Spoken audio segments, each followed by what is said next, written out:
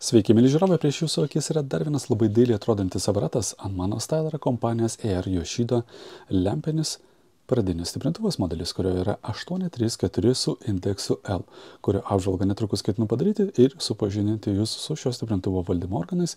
Taip pat mes pasižiūrėsime, kaip jisai atrodo viduje, iš kokių komponentų viskas yra surinkta, taip pat susipažinsime su šio stiprintuvo konstrukciniais elementais ir pabaigai pasižiūrėsime, kokias pajungimo galimybės turi šis stiprintuvas.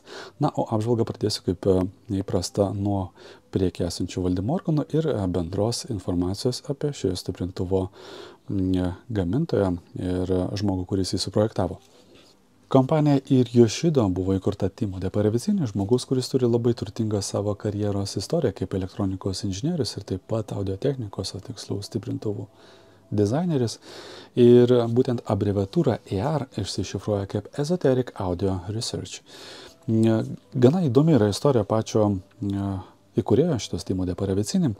Žmogus gimęs Nigerijoje, sprendė mokytis Anglijoje, nuvykęs ten gavo elektronikos inžinieriaus išsilavinimą ir po kurio laiko nusprendė išbandyti save Japonijoje ir įsidarbino elektronikos inžinieriumi kompanijai Luxman.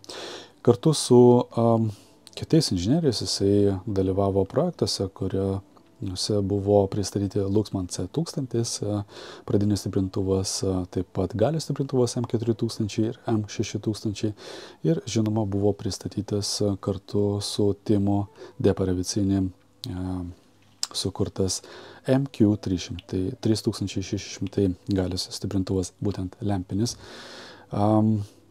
Vėliau po kurio laiko jisai nusprendė, kad nori kurti savo kompaniją. Taip ir atsirado būtent Air Yoshida.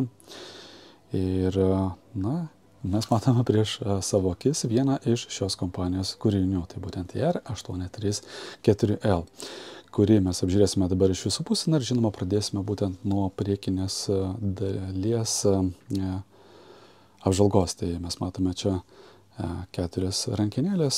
Šiaip dizainas tikrai labai yra dailus, nes matosi, kad priekis turi tokio chromuoto plieno bloką, kuris labai dailiai žiūrisi kartu su čia esančiomis žalvario rankinėlėmis. Rankinėlės matosi, kad ne visas yra vienodo dydžio, šiek tiek toks nėra simetrinis šio stiprintuvo vaizdas. Garso reguliavimo rankinėlė yra didesnio dydžio, kas iš tikrųjų yra labai gerai, nes intuityviai tu visuomet nori matyti garso reguliavimo rankinėlę didesnio dydžio negu visos kitos, nes yra tokių aparatų, kuriuose garso reguliavimo rankinėlė būna vienodo dydžio ir tuomet tu pradedi biškį mėtytis, kuri čia iš jų yra būtent garso reguliavimo rankinėlė. Šiaip dizainas yra, mano akim žiūrint, labai vykęs ir tikrai dailiai žiūrisi šis aparatas. Mes galime truputėlį dar apžiūrėti jį iš visų pusių. Matosi tas jau toks fainas veidrodinis paviršius, nupoliruotas, jisai atrodo tiesiog fantastiškai. Aparačiukas yra pakankamai sunkus ir matosi, kad yra kokybiškai surinktas. Taip pat yra pabrėžta, kad jisai buvo sukurtas Timo de Parevicini, vėlgi tos pačios kompanijos įkūrėjai. Ir iš rankinėlių, tai yra būtent valdymo dalies, mes matome, kad viena iš jų yra atsakinga už kanalo pasirinkimą. Tai mes turime fono, CD, tuner, AV ir AUX pasirinkimus. Tiesa, šis stiprių pradinis stiprintuvas neturi savyje fono korektorius. Tai jisai yra sukurtas tam, kad prie jo pajungtas fono korektorius, galima būtų jį tiesiog įjungti. Nes kaip komplementą, būtent papildomą priedą arba papildomą stiprintuvą, kompanija Air Yoshida pristato taip pat tokį patį stiprintuvą Air 834, tik tai su indeksu P, tai reiškia fono. Indeksas L reiškia line. Tai stiprintuvas yra būtent linijinio tipo. Taip pat mes matome čia sekančioje rankinėlėje galima pasirinkti tape arba monitor in. Išėjimus ir įėjimus. Taip pat sekanti rankinėlė, kuri yra didesnė, būtent yra garso reguliavimo, neturinti jokio fiksavimo žingsnio. Tai tiesiog turi tokį malonų nedidelį pasipriešinimą. Tikrai labai fainas yra taktilinis jausmas, nes visos rankinėlės yra pagamintos iš metalo, jokio plastiko, jokio kažkokio pigaus jausmo tikrai nėra. Ir taip pat paskutinė rankinėlė, čia pas mus yra būtent įjungimo rankinėlė, labai turinti labai fainą irgi taktilinį jausmą jungiant jį. Na ir apačioje yra indikatorius, rodantis, jog šis stiprintuvas yra įjungtas arba išjungtas, tai jį įjungus. Na ir ant viršaus mes matome dangtį, kuris vėlgi yra pagamintas iš plieno, kokybiškai labai nudažytas. Matosi, taip pat yra ir perforacija, leidžianti vėsintis viduje esančiom lempom. Kągi, netrukus nuimsiu viršutinį dangtį, mes galėsime apžiūrėti šį stiprintuvą iš vidaus. Na, o išorėje tikrai jo atrodo labai dailiai. Kaip matote, tikrai dailiai žiūrisi šis aparačiukas.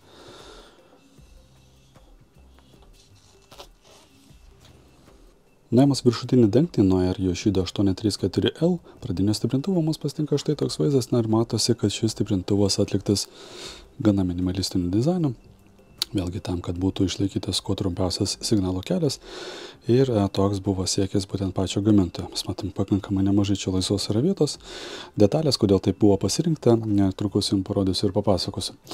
Ir prieš tai dar greitai užmesime akį pasižiūrėti, kaip atrodo viršutinis dangtis. Mes matome, kad jisai tikrai kokybiškai yra atliktas iš plieno ir man labai patinka dažymo kokybė, nes nesimato nei kokių nors naudojimosi požymių, nes aparatas vis tiek skaičiuojantis metus, bet taip kokybiškai nudažyti komponentai neišduoda jokių nei naudojimosi požymių, nei kažkokių tai smulkių įbrėžimų ir tuo labiau nerodo savo už dažų sluoksnio esančio paviršiaus, kai būna gilesni įbrėžimai. Visko žinoma nutinka, bet šis aparatas matosi, kad ir išlaikytas yra tiesiog puikiai. Na ir dabar galime grįžti prie pačio stiprintuvo ir susipažinsime su jo topologija. Na, o susipažinant su topologija pradėsime vėlgi iš eilės ir kaip aš esu įpratęs tai daryti, būtent nuo maitinimo dalies. Mes matome, kad maitinimo šaltinis pačio stiprintuvo yra atskirtas tokia sienelė iš plieno nuo kitos pusės, būtent pagrindinės plokštės, kur yra aktyvi stiprintuvo zona.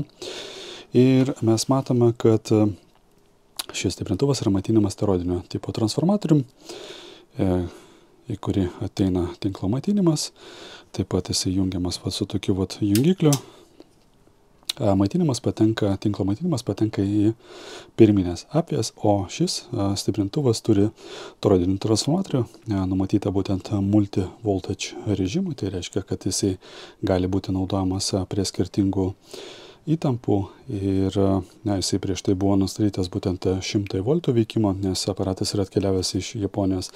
Tai man teko jį perdaryti taip, kad jisai būtų tinkamas veikti mūsų maitinimo tinkle esančios įtampos režimuose. Tai toliau mes matome čia esančius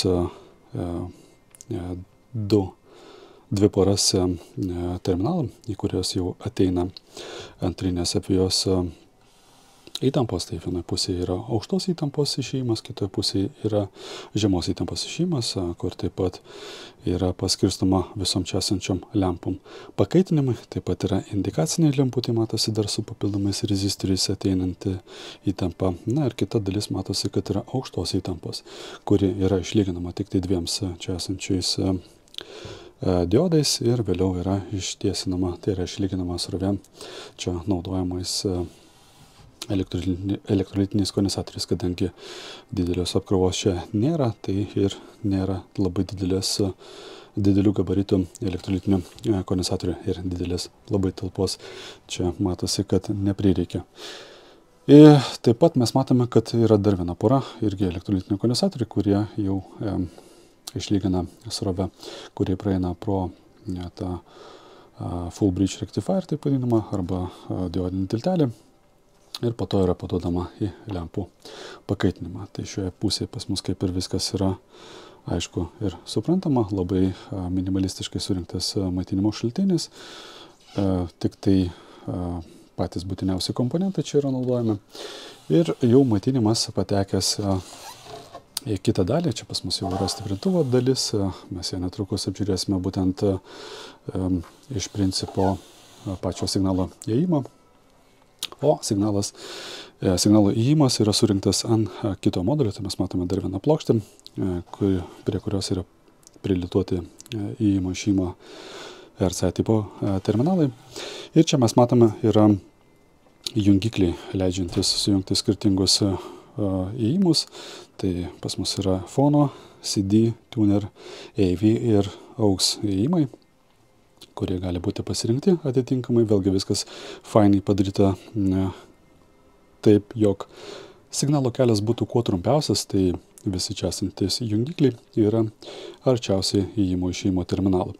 Taip pat yra monitor pasirinkimo rankenėlė, tai yra jungiklis leidžiantis monitorinti įeinantį signalą ir taip pat atiduoti signalą į toliau esantį garso reguliavimo potenciometrą. Mes matom į ateinančius kairiojo ir dešinio signalus per rezistorius, kurie apačioje matosi yra prilituoti. Vėliau išeina į laidus, mes matom ten šiek tiek giliau esantis laidukai, kurie yra prilituoti prie plokštės ir patenka vėliau į pagrindinę plokštę, kur jau yra pats stiprintuvas.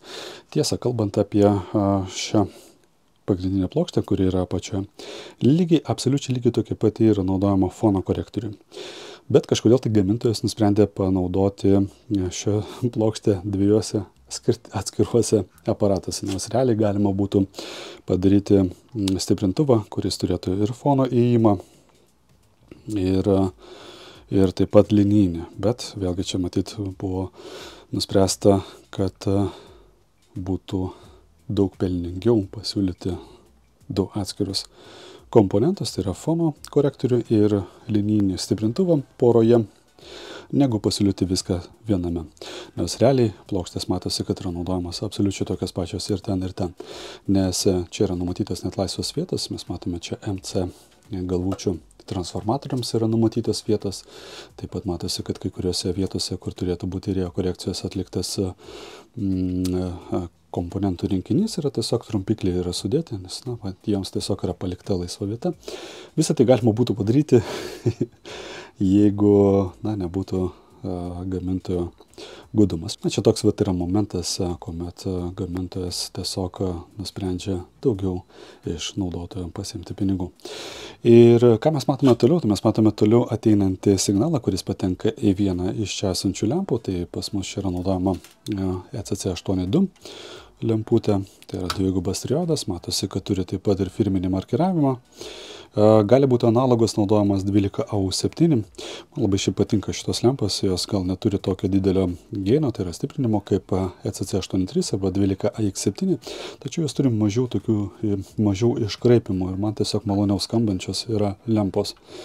Aišku, kiekvienas turi savo pasirinkimą ir tuo pačiu metu schemų techninį dizainą, kur, pavyzdžiui, tos pačios CC82 jau gal ir ne visai tiktų. Šiuo atveju matosi, kad pradinėje dalyje įėjimo lempa yra CC82, po to signalas po jau sustiprintas dvigubo triodo, tai yra kairio dešinio kanalo signalas yra stiprinamas vieno ir to pačio lemputį, išeina per čia esančius skiriamuosius kondensatorius plėvelinius, patenka į sekančią lempą. Čia pas mus yra naudojama ECC83, tai parodysiu žemės. Štai taip jinai atrodo, irgi matosi su originaliu markiravimu. Netrukus ją grąžinsiu savo poziciją. Vėlgi ši lemputė turi didesnį stiprinimo koeficientą negu ECC82. Tačiau turi šiek tiek daugiau iškraipimų. Na ir vėliau jau nuo jos išeinantis signalas patenka į sekančią jau trečią paskutinį lempą, čia galima sakyti taip išėjimo lempą, kuri pas mus yra ECC82. Štai taip jinai atrodanti, turinti šiek tiek kitokį markiravimo spalvą, jau ne vietoj baltos yra tokios rudos spalvos markiravimas. Ir jau signalas išeina iš šios lemputės, vėlgi per skiriamuosius kondensatorius mes matome, štai čia yra, patenka jau į išėjimo dalį, kur pas mus matosi, kad yra netgi dubliuotas jisai. gali būti naudojami 2 atskiri stiprintuvai. Tai štai taip ir sukonstruotas šis pradinis stiprintuvas. Vienintelis dalykas, kuris mane šiek tiek glumina, tai tas, kad kam gaminti 2 atskirus ant tos pačios plokštės, jeigu viską iš principo galima būtų pagaminti ir pristatyti viename korpuse. Bet toks yra gamintojo pasirinkimas.